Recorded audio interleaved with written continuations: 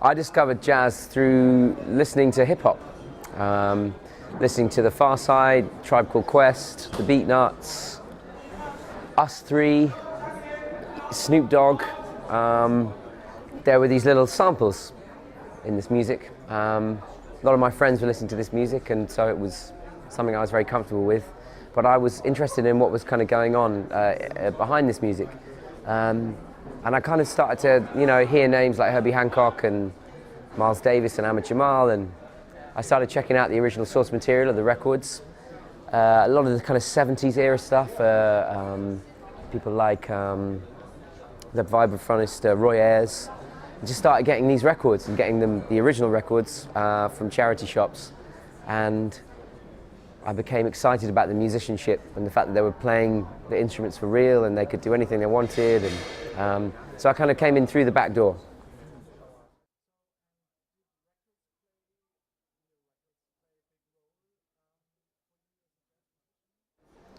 I mean, as a musician in general, records played a huge role. I think of myself as a listener before a musician. I fell in love with music through listening, and I'm still a passionate listener. I still try and replicate what I hear, and I think one of the reasons why my music's quite hard to categorize, it's a mixture of jazz, pop and rock and funk and all these things, is because my head is always ringing with all the music I've listened to and all the records I have.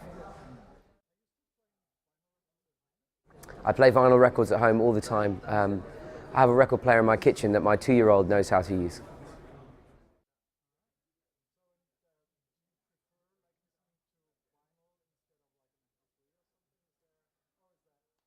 I think the argument about vinyl versus MP3 is it's not really an argument. I mean, a great record player with a great stylus, great amp, great speakers, beautifully cut vinyl. I mean, it sounds amazing, especially if it was recorded in an era where they're using all analog equipment. But these days, if I'm listening to like modern electronic music, some of it sounds better coming through your headphones, from an MP3. So I love the convenience of MP3s. I love streaming. I love having access to the history of music at my fingertips. But sometimes if I want to hear something beautiful, I like to make it an event. It's almost the action of putting music on, because it demands your attention. And that to me is important, because I don't think music should always be this background thing. I think sometimes music deserves to be an event.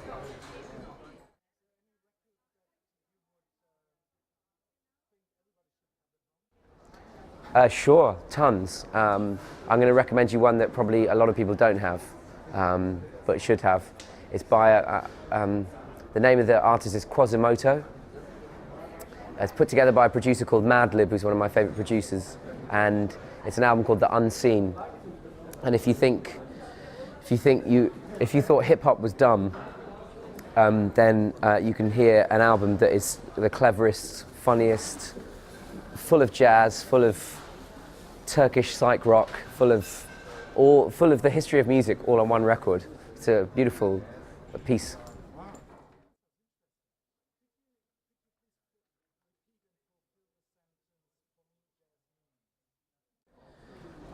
For me, jazz means musical freedom and musical excellence. In order to be a great jazz musician, I don't necessarily include myself in this, you need to have already achieved a high level of excellence at your instrument, and then you can break those rules and converse with your musicians, and it's like going to the Olympics.